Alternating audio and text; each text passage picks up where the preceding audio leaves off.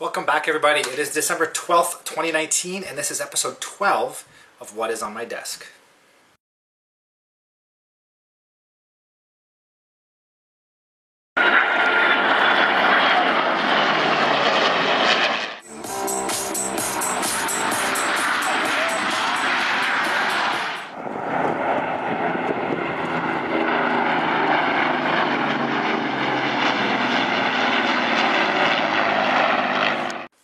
So here we are, we're back for another one of these update videos. I got a little bit of progress done. Again, not quite as much as I wanted to get done. But you'll see there has been some steady progress on these models. They're starting to look good. The Vampire is probably the best of the four, and you'll see what I mean. It looks amazing right now. I'm very impressed with how it turned out. So on top of those four kits, there's also going to be an update here. Back in July, I managed to snag an amazing deal off of, I believe it was Kijiji or Facebook Marketplace, for 4 kits. I've actually filmed everything for it, and then I forgot to include it in the last update. I was going through my files, I found the old video, so we're going to go back in time. We're going to go do that right now. We're going to go back in time, we're going to see that video, and then we're going to catch up on some new books I got and see the update on those 4 kits. So here we go, back in time, July. So as I mentioned, there are some times where you cannot pass up a good deal, and this is one of those cases. So for about 2 weeks now, I've been following an ad on Kijiji. They were selling 4 model kits for $80, and I'll show you the kits in a second, and they were worth way more than what he was asking. Sat there for 2 weeks, I hummed and hawed. I didn't really want them. They were going to be buying them for the sake of buying them. But I happened to just throw him a message and said, hey, would you take $50? Canadian, mind you, $50 Canadian, being in Canada. And he said, sure. So we met up this morning, I picked them up off of him, and it was a complete luck out. And this is why sometimes it is worth it to jump on an online deal. So here are the kits. I'll start with the lower end and go to the higher end. So there's the Revell 138P38 Lightning. So this is the version that comes with both the Droop Snout, the Night Fighter, and the Standard Fighter version. So probably going to keep this and build this up probably as a Night Fighter version at some point. So, you know, that, I don't even want to guess. This is probably $30 if you buy it new in the hobby shop here in Canada. $30 Canadian, give or take. So, I mean, definitely this alone was almost worth the purchase. Next up is the 1/72nd scale Airfix Sunderland. It's a bit of an aged kit. It's the old 60s molding, but it's still, you know, a great kit. This, can't really find this today in the market. I haven't been able to find one for sale from the Airfix kit, but the Italeri version of this is going for about $65 Canadian. If I were to pick up a used version of this Airfix kit in the hobby shop, you're probably going to be spending close to $40 Canadian, $30 to $40 Canadian for a used version of this kit. I'm guessing. I mean, I don't even know. This is the new Airfix boxing with the Cartograph decal. So I mean, this is not an inexpensive kit, but this is the newer boxing. So I mean, it is definitely a good kit. So you factor these two alone, if I were to pick up at a hobby shop, would be $50 Canadian just for these two. And the next 2 kits are the ones that sold it. And just to kind of offset this, I'm selling to my dad for $20. So I bought them all for $50. He's buying this off me for $20 as he builds in 1/72nd scale. So this is covering 2/5 of my purchase price. So now for the big ticket items. The Revell 1/44 scale 787 Dreamliner. This kit goes for, now they were used, so as you can see there has been some work done on them, but you know what, I can live with that. A bit of paint stripping, and these will come out looking okay. It's in the house colors, but I'll probably end up redoing this as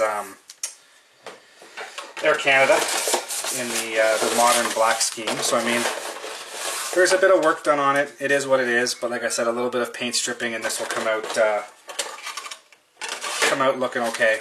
So This brand new in the hobby shop. I mean, again, I haven't looked locally. I've looked on Sprue Brothers, which is my go-to site in the US for some of the models. They've got the best prices for the large number of these kits, and their shipping rates are, you know, the best in the business.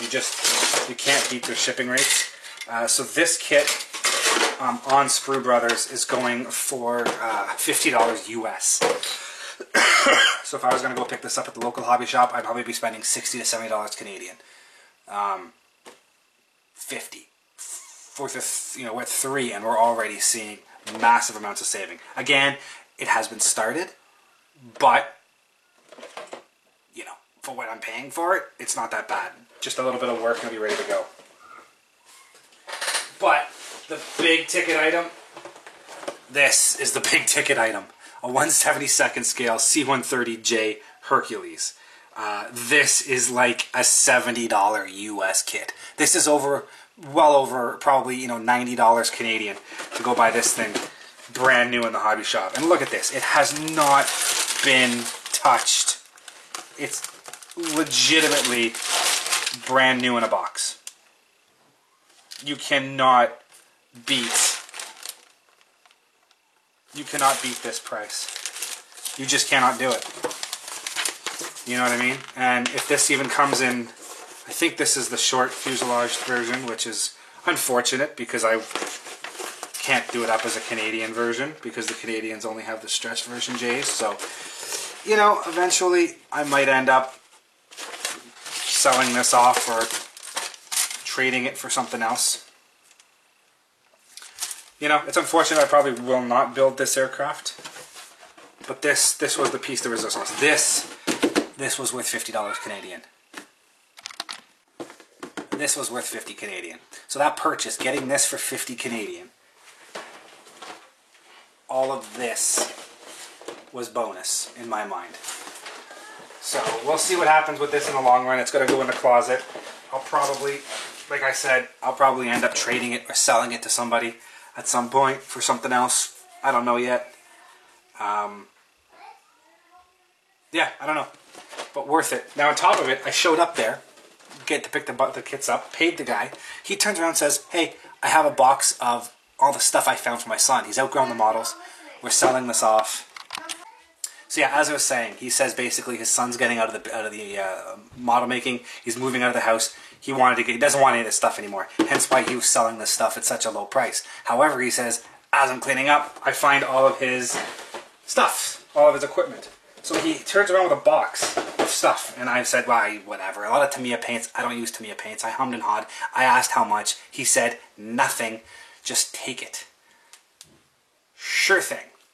So I ended up with 57 bottles of Tamiya paint. I don't use Tamiya paint, so I'm actually giving it to my dad with the other kit I'm selling him.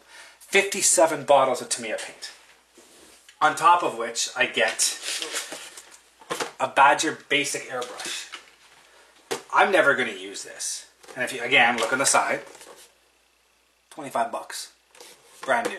Probably more from now depending on when you bought this. And it comes with effectively more or less everything. It has the airbrush, it has the 2 bottles, it comes with the compressed, it runs off compressed air, but it comes with the compressed air attachment. He also gave me half a can of the compressed air propellant. And he gave me the tire adapter, which is kind of weird, but you fit it onto a car tire and you can actually use the pressure of a tire to run your airbrush. So if you have an old tire, you can just go to the gas station, fill it up, and run it off that. I'm going to save this. It's a basic, as it says, basic spray gun, single action. When my daughters, any one of the 3 of them, or all 3, when they're old enough to paint and they want to get into models, this is the airbrush they're going to practice on. This is going to be the beginning of them airbrushing stuff. And I got it for free with propellant. I have a compressor. I'm not going to use propellant. I have a compressor. I have the hoses. This was worth its weight in gold. Again, 50 bucks, 4 models, and a beginning airbrush. I'm already well ahead of the game. 57 cans of Tamiya paint. If I was using Tamiya paint, I'd be amazing. I haven't checked them to see what's good or bad, but I don't care because I'm giving it to my dad. It's just a bonus. I also got micro brushes. I use these to clean my airbrush. Bonus. And, you know, a random file. Yeah, it is what it is. But look, metal files. These, again, anything I have is good. and a bunch of lead weights. So, you know, and I got a 5.0 paintbrush. So now I have a 10.0 and a 5.0. So just everything together for $50 Canadian. When you see a good deal online, Facebook, Kijiji, Craigslist, what have you, ask, talk to the guy. Sometimes you can't pass up a deal. This was worth every penny I spent. So whether I'm going to build these 4, I'm for sure going to build 2 of the 4. One I'm giving away, one I'm going to stash away, and who knows what's going to happen in the future. But lesson learned. If it's a good deal, just jump on it. If you can afford it, jump on it. You can't say no to these things. So there we go. Let's go back to the update. So here we are, back in the present. As you can see, those 4 kits, as I said, sometimes you just can't turn down a deal. It was an amazing deal I got on those 4 kits. So just as a follow-up from those 4, all of the paints I ended up giving to my dad, and I sold the Sunderland kit. Well, let's say I gave the Sunderland kit and all of the paints I sold to my dad for $10 or $15. So I'm only in about $35-40 for the other 3 kits, so I'm not doing too shabby. So we'll do a quick update on the models as they stand, and then we'll look at some books. So I'll start over here at the MiG-21. So as you can see, adjust the camera here for this this part. As you can see, it is all ready to go.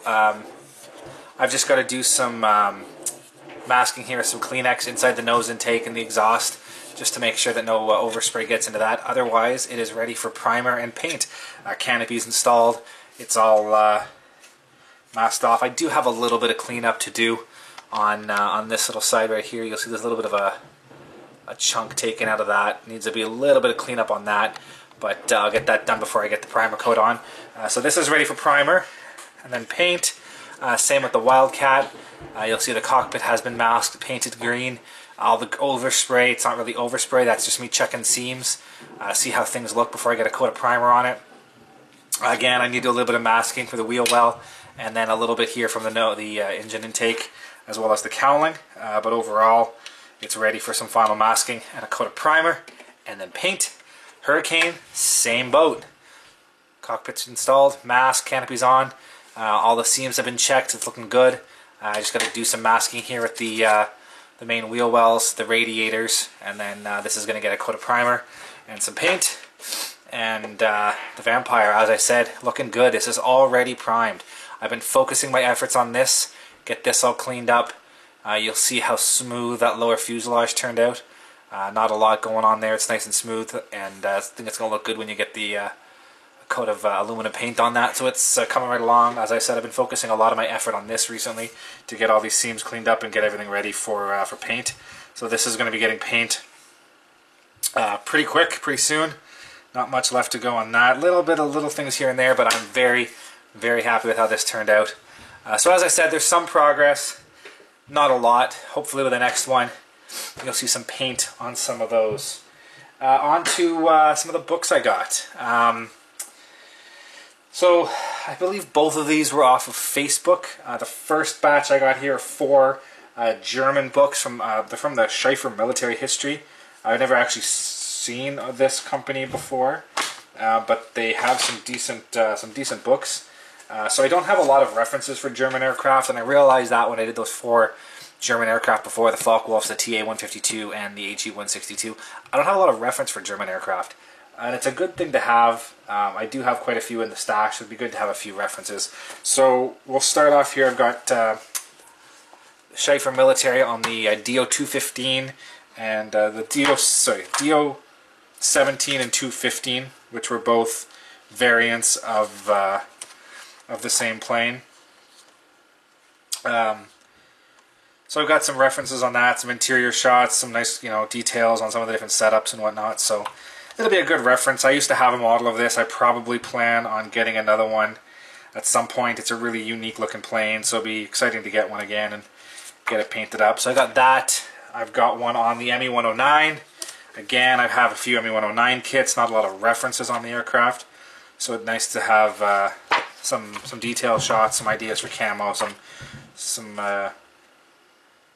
setup, and get a good idea for the plan and whatnot. So that. I've got one on the 234 and the Junkers 287. The 287 was a later version of the Arado 234. So again, interesting aircraft. Don't plan on getting a model on this, but it is an interesting aircraft, so it's nice to have a reference on that.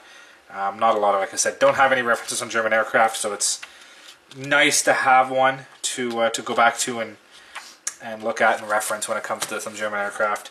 And finally, the Junkers 87 Stuka. Again, I have a couple of these in the stash, so it's nice to see some detail, close-ups of, for example, work in the factories, and you can see some of how the aircraft is put together. Great ideas for camo patterns you'll see here with the winter camo. So it's a good reference for anybody who's doing any type of modeling. So anyways, I got these 4 books. It was actually pretty funny. I back and forth a few days with the guy until we managed to make arrangements. I finally went out to meet him. It turns out I know him from Vintage Wings. We've both been tour guides there for years, never put 2 and 2 together on Facebook. So anyways, got a good deal on these. About $10 a book. So, a little bit less than you'd be spending in the stores, but as I said, it's a nice reference to have. The other ones, these are the deal of the day. These are the AirCam Aviation series. They're dated. The books were published, I believe, in the 70s when they first came out. But still a great reference. Lots of detailed shots. As I said, camo patterns. You get some nice weathering on how aircraft would have weathered in service. Different units, different markings. You get an idea of the difference in the metal. Exhaust staining, weathering. These are actual shots from World War II, and you get a good feel for how our aircraft looked in service. And then there's these great color profiles showing you all these different paint schemes and everything. So this was a woman was cleaning out her collection of books. She's moving out west. These are part of her father's collection that she had added to her own, I guess, when her father passed away. And she was just trying to streamline her library to move out west. So I ended up getting, surprisingly, 15. 2, 4, 6, 8, 10, 12, 14, 15... 2, 4, 6, 8, 10, 12, 14, 15. 15 of these books, numbers 1, 2, 3, 4, 5, 6, 7, 8, 9, 10, 12, 13, 14, 15, and then S3, which is a special on Sharkmouth. So I'm missing book number 11. I'm not entirely sure how many are in this series, but for someone who might want to collect in a full series, this is a good start.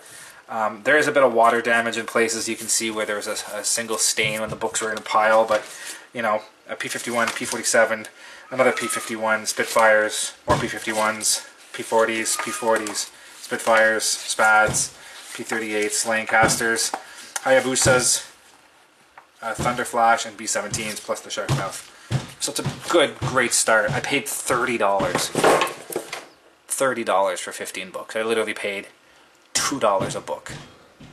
So you can't complain about that. It is definitely a good price for this collection. Osprey is still out today. Osprey is one of the larger aviation book publishers out there. Lots of great reference books. I mean, I have a few kicking around here somewhere. Here we go. There's one of the other Osprey publishing books, the newer Osprey publishing books. I bought this book a few years ago as I have a YB40 conversion, and this actually has a YB40 included in the color plates, so I can use it as a good reference for paint schemes whenever I eventually build that model. So this was why I bought this one, but I have a few different ones. Knockout Dropper, I have one I'm going to be doing up as Knockout Dropper, and then the Tampa Tornado is what I'm doing up the YB40 as. I just don't know if they have a picture of the nose of it. But anyways, it's just, Osprey is an amazing publisher. They're still around today. Still making good books, so great deal, $2 a book. I'm not going to sneeze at that. So there you have it. I mean, that's basically it. I've got the 4 models. I've got my new books that I've purchased. And you saw those 4 kits that I bought back in July that I completely forgot to include in the last video. So stay tuned. Like I said, I've got I've got another tips and trick video coming out. It's all set to go. Probably publish that later this month. And if I have the time, I might try to do another airshow video. We'll see how things go between work and the Christmas holidays coming up. I'm not too sure how much free time I'll have, but I'll try my best. So on that note, thank you for watching. Again, any questions, comments, and like that, here we go, this way, down inside the comment section. Leave the messages to me. I'll get back to you as soon as I can. I'm pretty good at staying on top of stuff. And as always, hit that subscribe button, hit the like button. I'm trying to get content out at least once a month as time goes on. Hopefully I can get this back up. So again, thanks for watching. Stay tuned for next time. Thank you for watching, guys, and as always, if you are interested in any of the content you see, you can access my website at www.seans-aviation.com. You can see all the latest pictures of aircraft and museums and the build logs of all of my current models and past models on that site. And if you're interested in any of this content, please click the subscribe button here on YouTube to follow more. Thank you very much, and see you guys next time.